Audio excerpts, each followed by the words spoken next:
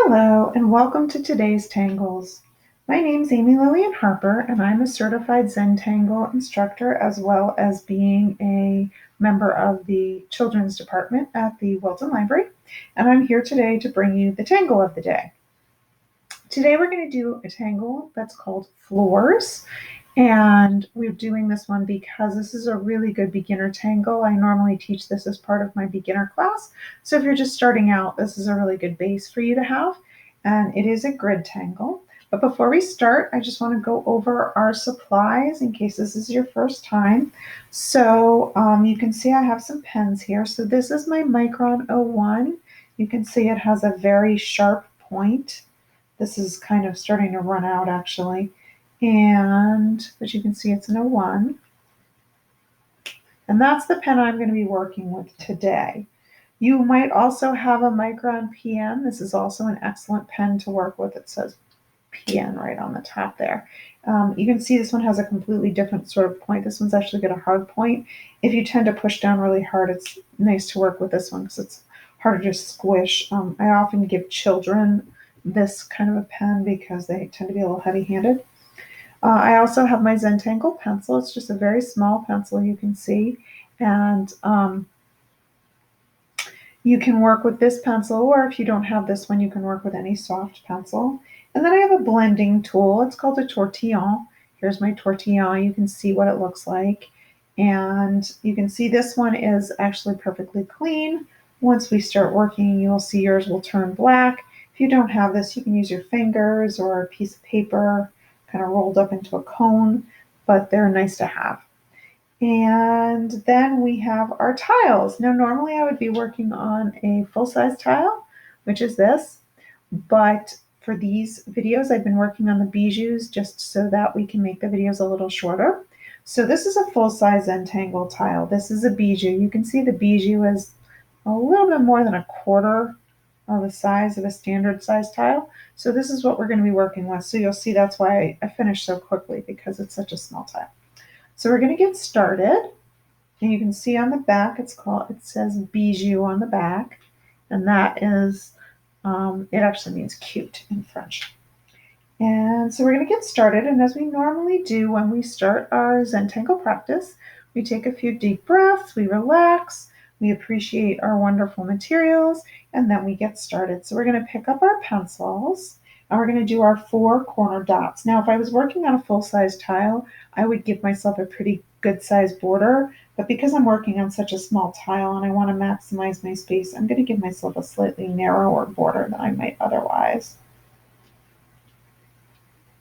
So you see I've now done my 4 corner dots, so I no longer have a completely blank space.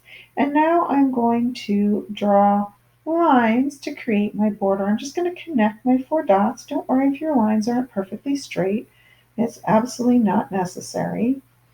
Mine never are. But you can see I'm rotating my tile so that it's more comfortable for me and I don't have to twist my pencil out into a funny position as I'm going. All right, I'm going to put my pencil aside. We now have completed our first several steps. We've done our 4 corner dots. We've created our border, and now I'm going to pick up my pen. Now, this is a grid tangle, so we're going to create a grid.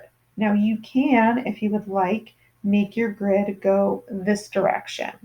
I am going to make my grid go this direction because I actually don't love grids. So I'm going to make my grid a little bit curved, and it curves better if you're not going the same direction as your straight lines. So I'm going to create my grid. Now just watch a minute. I'm going to make it pretty wide. I don't want it to be too narrow. I want enough space for you to be able to see what I'm doing, but I also don't want to be here all day. So that's my first set of lines. And now I'm just going to make a series of lines going the opposite direction. So start there, and I'll do one there, and then like there. And it's nice to try to make them roughly equidistant apart, but you can see mine are not, and that doesn't matter. They're still going to come out fine. All right, so now what you're going to do is you're going to choose one of the intersections between the lines, one of these spots. That's a corner of, in our case, 4 squares or 4 four-sided shapes. And what you're going to do, just watch for a second, is you're going to draw a little box. So you're going to connect each of the lines to make a little box like that. And then you're going to color it. You don't want to make your boxes too big. The idea with this tangle is that the boxes are quite a bit smaller than your main squares, but it doesn't matter what size they are. They can be small, they can be big, and they don't need to all be exactly the same size. Mine never come out exactly the same size, no matter how hard I try. So what you want to do is just find your intersections and just create those little boxes and color them in. Now, you are at some point going to hit some corners that are kind of odd. So for instance, right here, I have a partial corner. So I have this section, but these two don't complete. So what I'm going to do is I'm going to pretend that my line continues off the edge and imagine how that box would go. And I'm just going to draw it like that, and then I'm going to color it on in. So it's not a full box, it's a little less than a full box. And if I had, oh, here's a good one. So this one really goes off the edge. So I'm going to just imagine where my lines would go, and I'm going to do that, and I'm going to do that, and oh, just the tiniest bit there. And now I'm going to color it in. So the ones that are just all completely in are the easiest. You can go ahead and fill those in. And as I do this, you'll be able to see how I deal with the ones that are not complete. When you do this tangle on a tile with other tangles, it may be disappearing behind tangles you've drawn. And so it's a good practice to figure out what to do when you run into an edge in one way or another. So I'm just going to continue to make my little boxes. I'm going to endeavor to keep them kind of small, although sometimes they get a little out of control and they want to be bigger.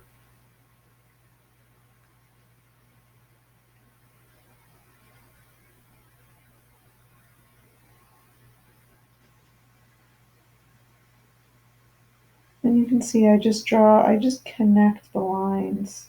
I connect those little lines, 1, 2, 3, 4, and then color on in. And you will be doing this at all your intersections and partial intersections.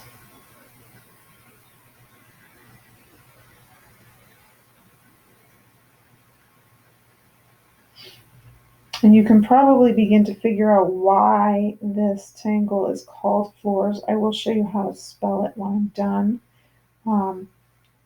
But I don't know about you, but I've definitely seen tile floors with this pattern. I believe that Rick and Maria said that their kitchen has this pattern, although I tend to associate it with bathroom floors. But it's a really nice tangle to work with because it's got this nice contrast of black and white. So it gives just a little bit of pop, which can be a really nice contrast to your other tangles depending on what else you've got going on your tile.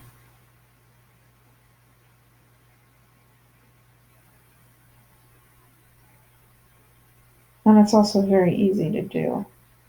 It's a good space filler. It's nice when you do tiles to try to have some contrast. So if you've got a lot of round tangles, it's nice to add some less round, some grid or square tangles. If you've got a lot of ones that have very fine penwork and not a lot of contrast, it's nice to add something with a little bit of contrast. So that's pretty much it, because the rest of these lines for me are going all the way off the screen and not giving me any space. If I had one that went off like this, but this is where there would be another line, then I might draw a sort of little triangle like that and color it in. But there is our tangle. So I'm going to put a cap on my pen, and I'm going to get out my pencil, and I'm going to shade. Now, there are so many ways you can shade this. You could just shade all the way around the outside if you wanted.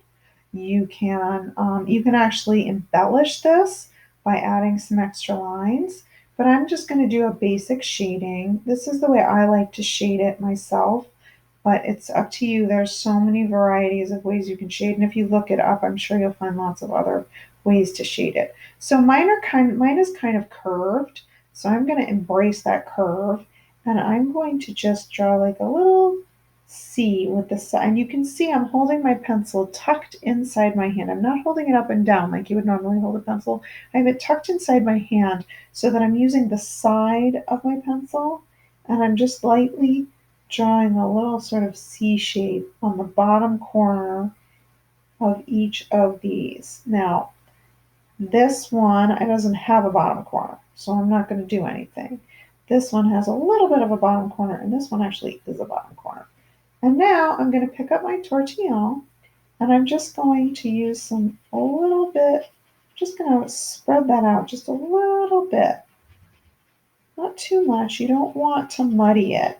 What you don't want to do is make everything gray, because then the whole point of shading has disappeared. The idea is to keep your white space white, but just to give it a little bit of extra interest and depth by shading. So I'm just taking my tortillon, and just like my pencil, I'm holding it at an angle. If you hold it up and down like this, you will squish the tip and it won't last. They don't last very long if you are gentle with them, but if you are not gentle with them, they really don't last. So I'm just going to keep doing that. So I'm going onto each of my corners, and you can either do this by making little circles, or you can just sort of rub the side of your tortillon kind of back and forth. But you can see how I'm sort of drawing that out a little bit in the corners. And then this one and this one don't have any, so I'm just going to put a tiny bit of shading down at the bottom on these two, and a little bit right here where it might come. And that's it. That's Florz. You can see now I gave it this sort of a thing. I kind of like it at an angle, honestly. I think it looks best like that. So now you're going to sign your tile, put down your chalk. I'm going to put mine right here. So this is your initials. It's just small because there's not a lot of space. So that's my AL. So you can put it anywhere you want. I could have stuck it right in the middle. I tend to put mine around the edge, but I know people who hide them in the middle. And then I'm going to turn over my tile, and I'm going to write the name of this tangle for you. So it is called Florz, Florz. And then I'm going to sign it. And you can sign yours, and you can date it. I'm going to have to check the date, so I'm not going to date it right now. And that's it. And that's Florz. So there's my tangle of Florz. And now you know how to do Florz. I hope you enjoyed this, and I hope you will come visit me again soon.